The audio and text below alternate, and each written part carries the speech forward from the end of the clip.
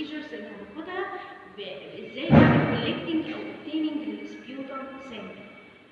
طب يعني ايه ان انا باخد سبيوتم سامبل؟ ان انا بعمل اوبتيننج للسبيوتم فروم الميوكس سكريشن.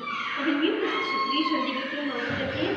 بتكون موجوده عندي في اللنج، بتكون موجوده عندي في البرونكاي، بتكون موجوده عندي في التراكيه. طب ايه هي البيربوس اللي بتخليني اخد سبيوتم سبيسمن؟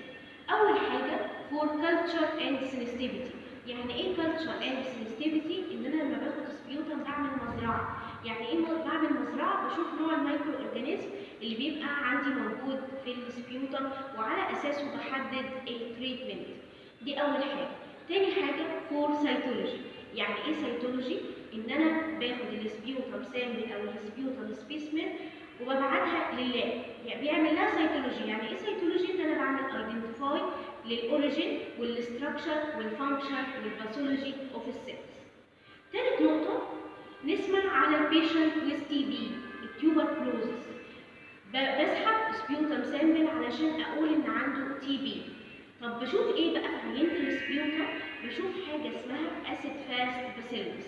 الاسيد فاست باسيلس ده نوع الباسيلاي اللي بتبقى موجوده في بيشنت ويز التي بي. طب المفروض اخد كام عينه عشان اتاكد ان هو عنده تي بي؟ باخد 3 consecutive سامبل، يعني باخد 3 مرات كل يوم الصبح اخد منه سبيوتم سامبل وبعمل لها سند تو لاب، وبالتالي بعد 3 ايام لو ظهر كل يوم في الاسيد فاست باسيلس في السامبل بتاعتي يبقى هو عنده ديفينيت تي بي. رابع حاجه في البيربوس عندي علشان تو ديتكت البروبر تريتمنت، ازاي احدد نوع الانتي بايوتيك بناء على نوع المايكرو اورجانيزم. ده اول نقطه. اتكلمنا كده على الديفينيشن واتكلمنا عن البيربوس. طب ايه هي البريباريشن؟ اول حاجه بتبقى السامبل دي بتبقى ايرلي مورنينج، دايما على الصبح. تبقى ليه الصبح؟ سببين. لان السامبل بتبقى اول حاجه كلير، دي اول نقطه. تاني حاجه ان لما بتكون اول ما بيحصل عندي بيبقى فيه زي كده كافينج ريفلكس كويس فتره الصبح، بيبقى فيه كميه سبيوتر اقدر اخدها واخدها عندي اعمل لها اوبتيننج للبلاد سيل. تاني حاجه طبعا كل البريباريشن بتبقى المفروض ده اندر اسيبتيك تكنيك. تالت حاجه اسس البيشنت ابيليتي تو كاف، ان هو يقدر يكح. طب لو هو مش قادر unable to cough بستخدم حاجه اسمها سكشن. يعني ايه السكشن؟ السكشن بيبقى ديفايس عندي بتبقى موجوده في الحيطه، وبيبقى فيه عندي سكشن كاسيتر، وبيبقى فيه عندي اكسجين ماسك. دول بستخدمهم لو البيشنت unable to cough. السكشن كاسيتر ومين؟ والاكسجين ماسك، بيبقى عندي السكشن ديفايس. بعد كده يبقى انا اتكلمت على الديفينيشن وعلى البيربوس وعلى البريباريشن. الاكويبمنت بتاعتي اللي انا بستخدمها، اول حاجه بيبقى عندي ادوات الاورال كير او الماوس كير before and after obtaining السامبل. بيبقى فيه عندي توث براش، بيبقى فيه عندي توث بيست، بيبقى فيه عندي تيشو، بيكون عندي ده اسمه ايه؟ small specimen container. small specimen container.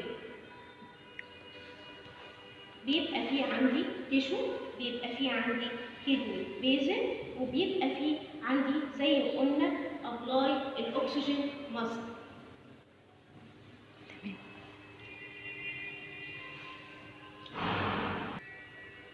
بيبقى معايا السكشن كاسيتر، وبيبقى معايا حاجه اسمها لاب سمول لاب كونتينر. سمول لاب كونتينر او بيبقى بلاستيك باج. بعد ما بخلص السامبل بتاعتي الكونتينر بعمل له كابينج بليسنج السمول لاب ترانسبورتر، سمول لاب ترانسبورتر، واعمل له ليبلينج اند سيند تو لاب. ده الفكره، ده اسمه سمول ترانسبورتر لاب. وقلنا بيبقى فيه عندي اكسجين ماسك مع السكشن كاسيتر. ليه؟ لان افتر السكشننج بعمل ابلاينج اكسجين ماسك بيدي اير ممكن لمده من 5 ل 10 دقائق.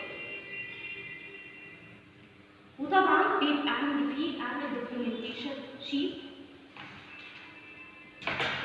وبيبقى فيه عندي بي بي اي اف نيدد. بيبقى فيه عندي جاون، وبيبقى فيه ماسك، وبيبقى في عندي اوفر هيد if needed، مش بستخدمها على طول.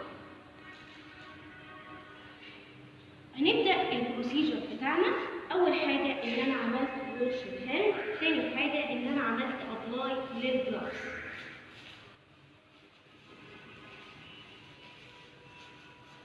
خلاص ابدا. وطبعا مهم جدا ان انا بعمل ايدنتيفاي بيشنت، بعرفه بنفسي. هلو مستر احمد، I am not from faculty of nursing. I will obtain sputum sample from you. ومهم جدا بيبقى البوزيشن اوف ذا بيشنت، بيبقى البوزيشن اوف ذا بيشنت في السيتنج بوزيشن او الهاي باور بوزيشن. وطبعا بحافظ على البادي ميكانكس وانا elevate للهيد اوف ذا بيشنت.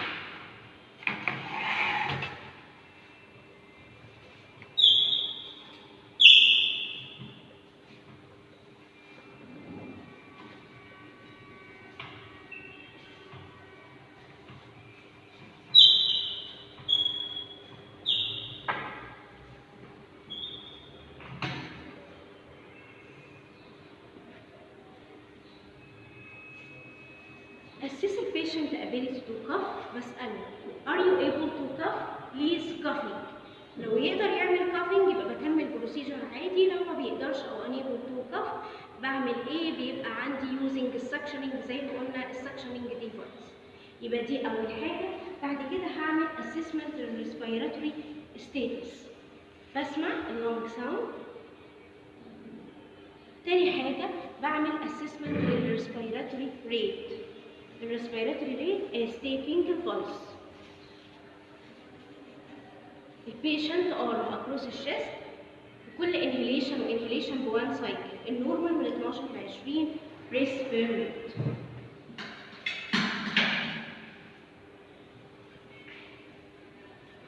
Ask the patient to perform oral hygiene. لو هو conscious معايا بدي أدوات oral hygiene وبقول له يعمل oral hygiene. طب لو هو كوماتوز انا اللي بعمل له الاورال كير زي ما اتعلمنا او الاورال هايجين. دي اول حاجه. بعد كده بيبقى عندي تيشو وعندي الكاب. البيشنت بيمسك الكاب لانه دومينانت هاند وبقول له ايه؟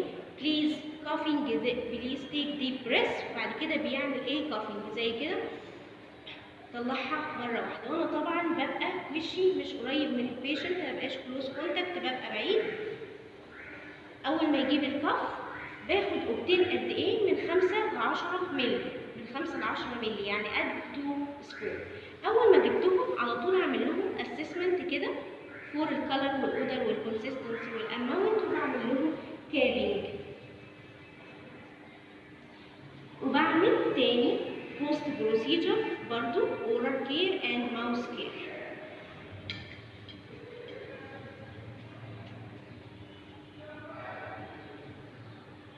السبيسمن بتاعتي بعمل لها كفرنج وبعمل لها ليبل بالفول نيم والديت والتايم and placing in small transporter container and send to lab. بعد كده بعد ما بخلص بعمل دوكيومنتيشن لايه؟ بعمل دوكيومنتيشن للكالر والاودر والكونسستنسي والاماونت، للتايب او الميثود اوف كولكشن اللي انا استخدمت. استخدمت سكشننج ولا استخدمت السكشننج ديفايس ولا استخدمت الكافينج مع البيشنت. بعمل اسسمنت البريزنس اوف الهيموكسيس. يعني ايه هيموكسيس؟ في عندي بلاد سبوتس بتبقى موجوده عندي في البلاد سامبل. كل ده انا بعمل له دوكيومنتيشن، وبعد كده بعمل ريموف للجلوفز، وبيبقى في عندي الويست ريسبتكل، بعمل ديسكارد وديسكارد للاكويبمنت بتاعتي وريتيرن البيشنت ان كومفورتبل بوزيشن.